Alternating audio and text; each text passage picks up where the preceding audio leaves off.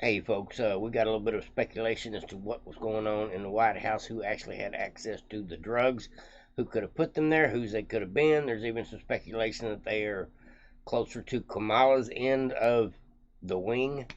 First it was in the West Wing, and then now it's I guess near the Oval Office.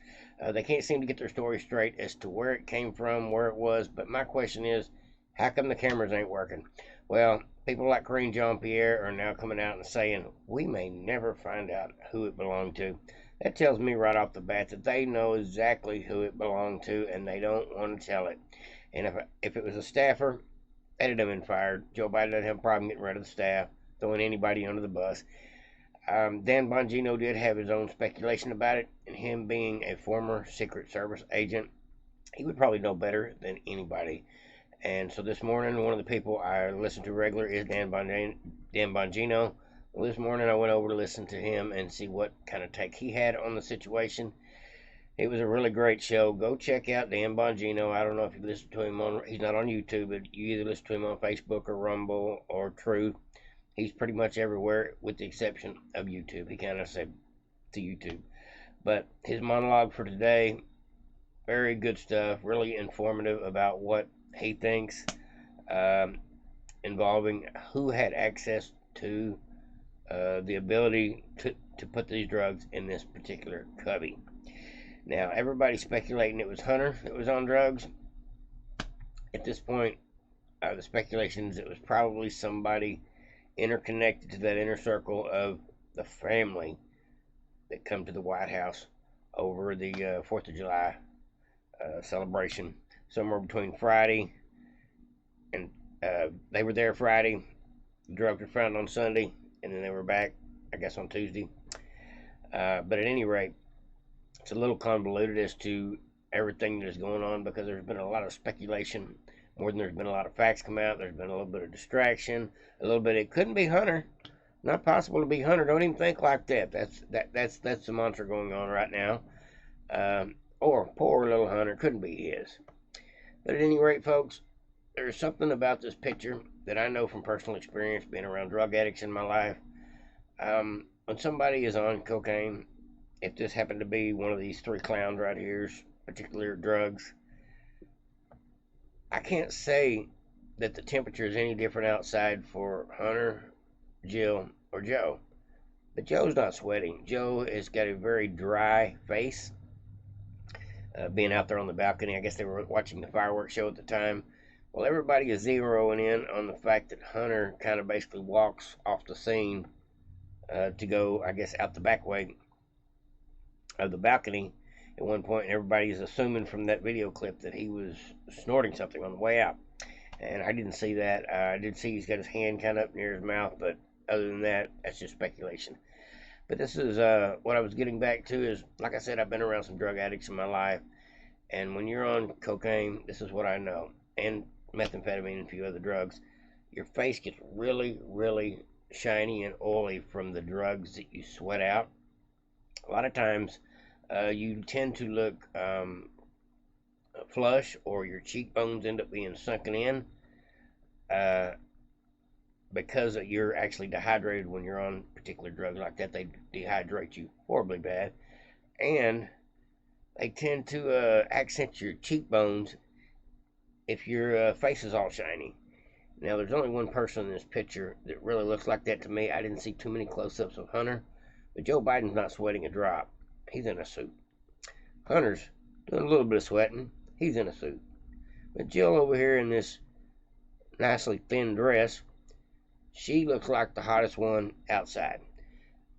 I don't have the ability to blow this picture up any bigger on my laptop. I think I've got it stretched about as far as I can go. Let me see if I can make it a little bigger. Oh, maybe a little bit. All right, folks, let me see if I can get it up a little closer. Now, to me, I can't swear to it, but the shiny face, the sunken in cheekbones, just a glazed look over her face, I'm going to go ahead and say it. I wouldn't rule Jill Biden out as one of the people that may have broke one out on the table with Hunter. That's just my speculation. May not be true. But if anybody in this picture looks like they've twisted off, to me it looks like Jill. Just my opinion. Now, we do believe at this point it was somebody in the family. The White House is not going to ever say that. But I'm going to go ahead and read you a little bit more about the article. But before I do, I want to let y'all know that the whistleblower that we have been trying to locate for a while now, they've been talking about for a couple of weeks, one of these CEFC whistleblowers that we were pretty much sure the information was true, but for some reason James Comer and people on the Oversight Committee were unable to get a hold of this guy. They knew what the information that he had shared. They knew that this particular guy, Mr. Luft, had been mentioned in these 1023 forms, and so they wanted to talk to him. And he was willing to talk to House Oversight Committee, but he got arrested in Brussels instead. And so that's where he's been. He's actually been detained over trying to blow the whistle. He is somebody that's directly connected to CEFC. He is one of the people that could actually bring the Bidens down. He knows all the particulars about several transactions involving China and the Biden family. Now, this is not speculation. These are the words out of his mouth. There's actually about a 10-minute video that I'll leave you a link in the description below to that full video. That way you do not miss it. It is worth listening to. He tells his story how they basically come and got him in Brussels and locked him up for everything they could think of, because of the fact that he wanted to get to the bottom of, he wanted to tell his story. And he actually said in his conversation that I don't want to spoil it for you, but he said that he went to the government, these three-letter agencies, the FBI and stuff, DOJ, before the laptop was even in anybody's possession with this information about the Bidens, Hunter Biden and Joe Biden, about CEFC. And then he finds out the laptop comes out later on, and he sees how everybody is treated behind that. And the story he told never seemed to surface. And so at one point, he decided he wants to tell the Oversight Committee, but he figured he would not do it in the United States. Well, since he's been detained, he's had to make it a video testimonial, I guess you would say, whistleblowing testimonial. And I'll play you a little bit of that here for you here directly as well. But I do want to let you know it's a crazy story. It's incriminating as can be, and I believe the guy's got the receipts. Y'all tell me Jill don't look kind of spacey in that picture. It says Dan Bongino. If y'all don't know who that is, he's a great commentator. A former Secret Service agent blew up every White House theory regarding the cocaine discovery at the White House on Sunday. He explained why there's only one possibility of the cocaine being there. The Gateway pundit's Kristen Taylor previously reported that the White House Press Secretary Karine Jean-Pierre implied that the White House tourists are to blame. She said the discovery was made in a heavily traveled area in the West Wing, and that tours have been taking place there Friday, Saturday, and Sunday, so had to be one of them peoples. Well, Jean-Pierre went to great lengths to assure the press that the Biden family members could not be responsible for this because they were all out of town. They wasn't out of town Friday. As previously reported, the Bidens were away from the White House on Friday, and they didn't return until Tuesday. Of course, this does not rule out the possibility that they were involved. But then Bongino says that this is exactly what happened. Bongino was in the U.S. Secret Service from 1999 until 2011. He was assigned as a Presidential Protection Division beginning in 2006, where he remained until his final year. He was actually, he had to get out under Obama. He said he couldn't do it no more. Because Bongino has first-hand knowledge of the extensive security checkpoints to enter the White House, and only family members can bypass them. For this reason, the only possibility is that the family members brought the cocaine into the West Wing. Dan Bongino went into a very long explanation about the boxes, about the checkpoints, about the metal detectors, about the drug-sniffing dogs, about putting all your possessions in one particular spot in order to get the next checkpoint. He says everybody that comes to the White House, whether it be the press corps, the politicians, they all basically have to go through this, with the exception of the first family, and I guess BP and family as well. They're the ones that can actually circumvent the checkpoints, do the backdoor approach. That's the only way this could happen. So Bongino tweeted out, "There's absolutely zero chance anyone other than the family members brought the cocaine inside the White House complex. No chance that it would make it past the MAG security checkpoints. Family bypasses those." And that is absolutely true. Now, Tom Fenton weighed in on it. I'm talking about Tom Fenton from Judicial Watch, if you don't already know. It says, with the White House lies falling apart, the last card they have is to make an innocent Secret Service agent the fall guy.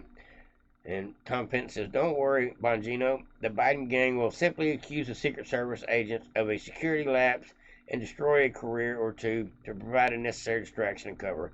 They're going to pull this Epstein crap and say, well, that camera wasn't on. That was the only camera in the building. It just wasn't on that day."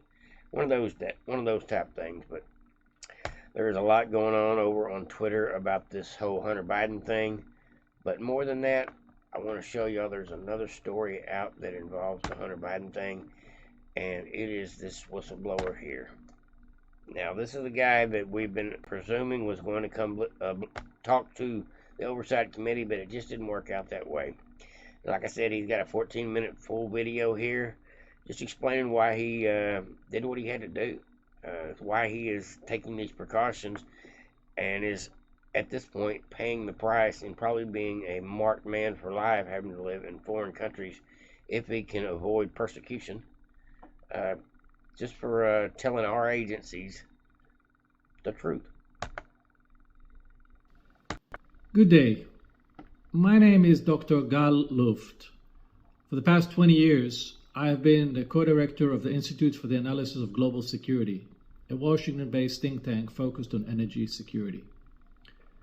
For the past 15 years, I've been a resident of Israel, and for 4 years, I was senior advisor to the China energy company CFC, at the same time of its dealings with the Biden family. Under normal circumstances, I would be testifying before Congress about my experience with CFC. Sadly, due to circumstances I shall describe here in this video, I am forced to tell you this story via video. My ordeal goes back to a fatal decision I made in March of 2019 to share with the US government my knowledge about the Biden family's relations with CFC. As I said, it was in March of 2019 in a 2-day session at the US Embassy in Brussels. I insisted that the meeting take place in March because at the time there were rumors that Joe Biden was planning to run for president. I saw it as my civic duty to alert the government beforehand and give it enough time to probe the issue. I want to be clear. I'm not a Republican. I'm not a Democrat. I have no political motive or agenda. I did it out of deep concern that if the Bidens were to come to power, the country would be facing the same traumatic Russia collusion scandal, only this time with China. Sadly, because of the DOJ's cover-up, this is exactly what happened. The DOJ sent to Brussels a delegation of 6 people. This is where it starts getting good, folks. This guy is the person that could actually send the Bidens to jail for his testimony alone. Hopefully the House Oversight Committee will take this bit of information and will be able to use it to corroborate more information. I wish somebody could actually get on the phone with this guy. We'll see how that goes, but the Oversight Committee has definitely been trying to reach out to him for weeks. 2 prosecutors from the Southern District of New York by the names of Daniel Reichenthal and Catherine Ghosh, and 4 FBI agents. One of them was Special Agent Joshua Wilson from the Baltimore field office, which also happens to cover the state of Delaware. Now you want to ask yourself, why did the government dispatch to Europe so many people? Why 6? Why not 2? The answer is that they knew very well that I'm a credible witness and that I have insider knowledge about the group and the individuals that enriched the Biden family. Over an intensive two-day meeting, I shared my information about the Biden family's financial transactions with CFC. Now, this is where the 1023 reports documented every bit of this. The Oversight Committee knew about this guy, and they knew that he had came to the Department of Justice. They found that out while they were down in the skiff. Had come to the Department of Justice to try to expose the Bidens. And little did he know that the DOJ was on Team Biden. Fatal mistake. Including specific dollar figures. I also provided the name of Rob Walker, who later became known as Hunter Biden's bagman. And Mr. Rob Walker is actually currently in jail over some other criminal situations he was in. I guess he's a fraudster in so many ways. I forget what it was about now, but at any rate, I believe Congress will be talking to him later on this week as far as testimonial against the Bidens, because Rob Walker knows, just like this guy here, knows what happened, how the money went, where it went to, who it came from, how all the transactions were handled. This guy here, though, Mr. Luft, is the whistleblower that has brought a lot of these 1023 forms into light as far as divulging more information, giving them new directions to hunt. This guy here is the one that the Congress really, the Oversight Committee really wanted to come in. But hopefully his testimony alone will help. Yet, as we now know today from the whistleblower testimony, Gary Shapley, it took the DOJ a whole 21 months to probe the issue and to actually talk to Walker. But perhaps the most alarming information I revealed was of a mole within the DOJ who shared classified information with Hunter Biden and his Chinese partners. I told the DOJ that Hunter was closely associated with a very senior retired FBI official who had distinct physical characteristics. He had one eye. One of the FBI agents at the time even told me, that would be very easy for us to find. There aren't that many one-eyed people in the Bureau.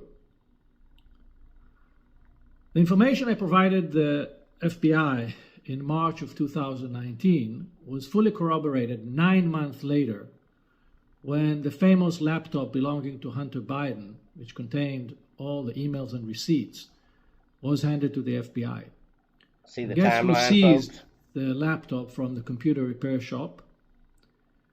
It was Special Agent Joshua Wilson, who was with me in Brussels earlier. In other words, the FBI knew from me about the Biden CFC deals before they got hold of the laptop, way before. Did y'all catch that, folks? I'm going to leave a link in the description below for the rest of the video. It is kind of long. But he's saying here that the FBI knew that the Bidens were hiding money, doing the influence peddling, dealing with China before the laptop story ever surfaced. The laptop was just confirmation of the facts that the 1023 forms and people like this giving whistleblowing information to the government, including the IRS guys, to find out that the DOJ and the FBI wasn't trying to pursue it. That's the final result. They obstructed, they delayed, they denied, and then they, at this point, try to prosecute these whistleblowers to prevent them from getting the truth out. Like, subscribe, and share, devoted patriots. This guy here's message is definitely worth listening to. About another 9 minutes. Like I said, link in the description below if you want to watch the full thing.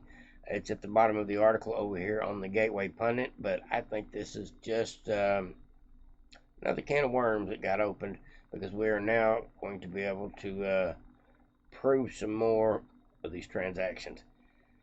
I don't know what it's going to do, but when we have a list of 20 transactions, and we can pin down what countries they went to, where they came from, what they were for, who received the money, how the money was trying to be hidden, distributed, and how the government was weaponized to cover this stuff up.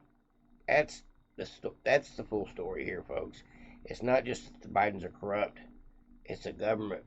Big parts of the government are corrupt as well, in order to try to cover for them. They figured the Democrats are the new boss. We work for the Democrats, so we protect the Democrats at all costs. And it wouldn't surprise me if some of these FBI guys, like Mr. One Eye, were actually financially benefiting from for looking out for the prodigal son. Like, subscribe, and share, devoted patriots. Everybody have a great day. Over and out.